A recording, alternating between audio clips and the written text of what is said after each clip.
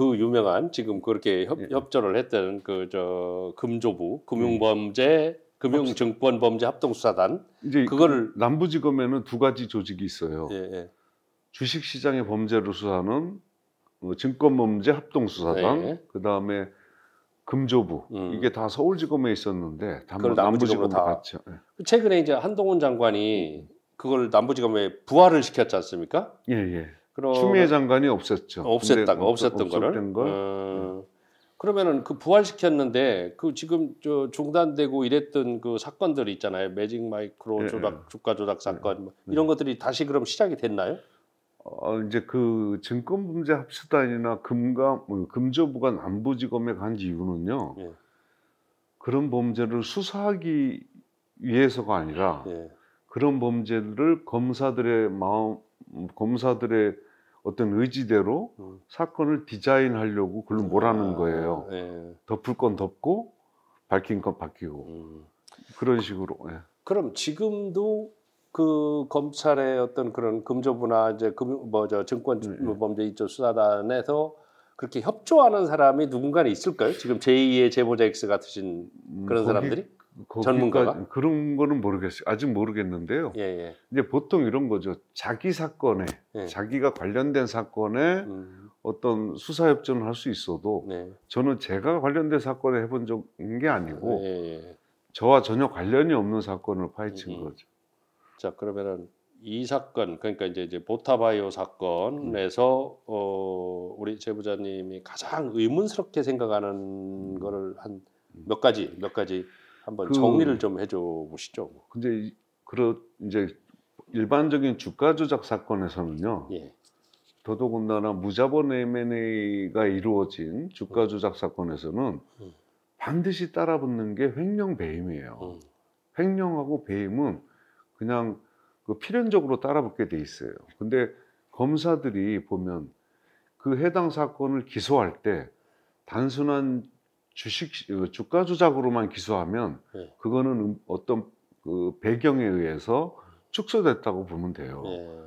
횡령 배임을 빼버린 그렇죠. 거. 그건 봐주는 거죠. 예, 그게 대표적인 게 사실 도이치모터스 사건도 그래요. 또 도이치모터스 주가 조작 사건도 제가 알기로는 횡령까지는 모르겠는데 배임의 정황은 충분하거든요. 근데 그것도 빼서 기소를 했고 이 보타바이오 사건도 자회사로 수백억이 흘러갔는데 가장 이홍원이 불안해했던 그 점은 수사가 이루어지도 않고 기소도 되지 않아요. 횡령이나 배임이 기소가 안 됐다. 그렇게 기소한 사건들은 1심에서는 몰라도 항소심이나 대법원에 가면 무죄가 가끔씩 나와요. 왜냐하면 구체적으로 파헤치지 않았기 때문에 그렇죠. 그 변호하는 입장에서는 방어할 수 있는 게 많은 거예요. 그래서 이 보타바이오 사건도 그렇게 기소가 돼서 1심에서는 실형과 벌금이 확정됐는데 1심에 정해졌는데 항소심에서는 무죄가 그 나오고 빈틈을 파고들고 정관들의 힘을 통해서 무죄가 나왔다고 저는 봐요. 왜냐하면 그 횡령 배임을 같이 기소하지 않았거든요. 통상적으로 검찰이 수사를 할 때 보면 저도 이제 기자 생활을 하면서 이렇게 보면은 이제 상대방을 압박을 하기 위해서 어제 자기들이 원하는 증언, 그거를 증언이 아니라 이제 진술을 끌어내기 위해서 그 금방 얘기한 제일 먼저 이제 보통의 저도 회사를 운영하고 있습니다만은 횡령 배임을 가지고서 협박을 하는 거죠.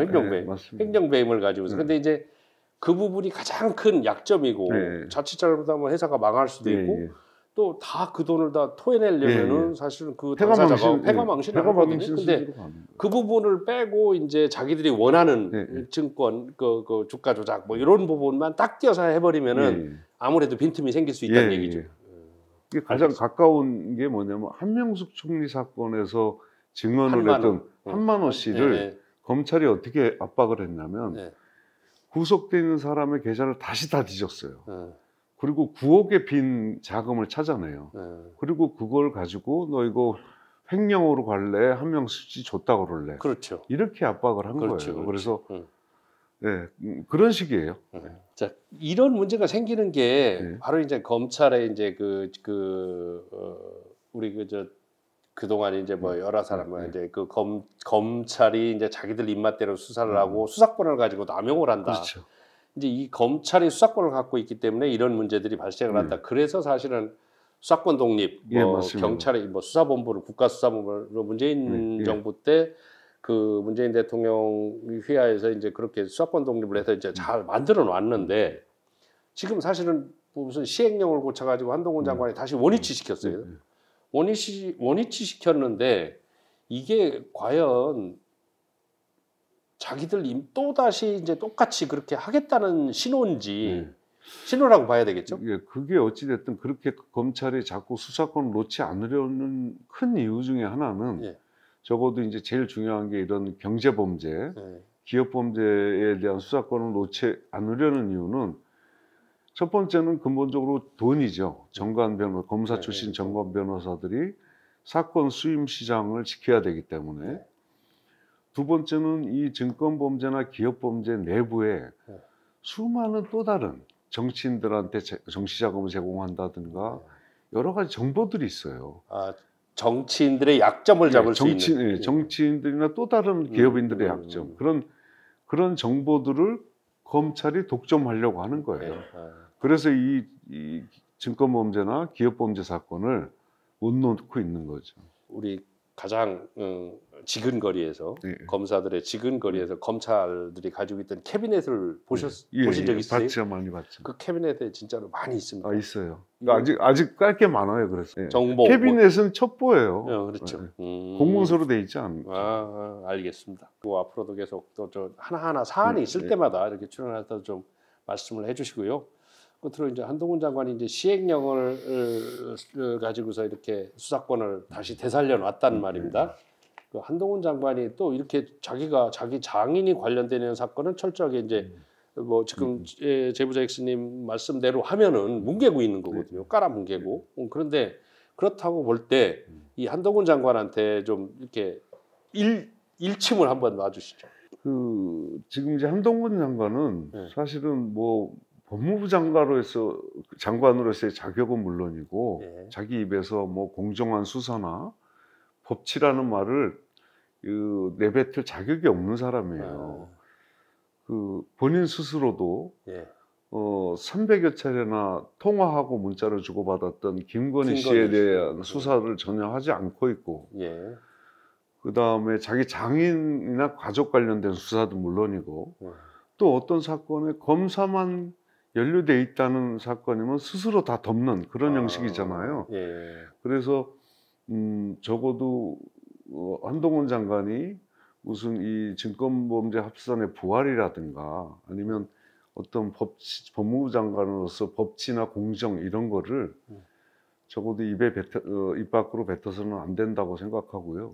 적어도 그런 걸 먼저 자기 주변인에 대한 의구심, 그다음에 살아있는 권력에 대한 수사 이런 걸 먼저 하고 그다음에 어디 나와서 자기 말을 했으면 좋겠어요. 자, 우리 그 정의와 법치 이거를 내세워서 윤석열이라는 사람이 어느 날 갑자기 정치인이 되고 대통령까지 됐지 않습니까? 지금 한동훈 장관도 그 비슷한 루트를 지금 찾아서 정치인으로 변모를 하고 있는 것 같아요. 그 정치인 한동훈, 자 검사 한동훈이 아닌 정치인 한동훈이 과연 성공을 할 수 있으리라고 생각을 하세요? 제가 보기에는 한동훈은 자기 스스로도 그럴 능력이나 자격이 없다고 생각하고 있을 거예요. 주변에서는 많이 부추길지 몰라도 그 친구가 이렇게 보면 겁이 굉장히 많아요. 그리고 제가 이렇게 방송에 나와서 이렇게 하는 걸 보면 손을 떨더라고요. 말은 세게 하는 것 같지만 그런 친구들이 어떤 자기가 가지고 있는 권력 이런 거를 벗어나서 일반 정치인 생활을 한다 그러면 더 자기의 밑바닥을 보여줄 수 있으니까 제가 보기에는 그렇게 큰 정치인이 되리라고 생각하지 않아요. 그 한동훈이라는 사람한테 약점도 많이 있을 거라고 생각이 들거든요. 많이 있죠. 알겠습니다. 오늘 하여튼 짧은 시간이자 긴 시간이었는데 이렇게 출연해 주셔서 고맙습니다. 다음에 또 한번 뵙겠습니다. 굿모닝 충청 독자 여러분, 아무튼 국민의 충청을 많이 응원해 주시기 바랍니다. 감사합니다. 예, 고맙습니다.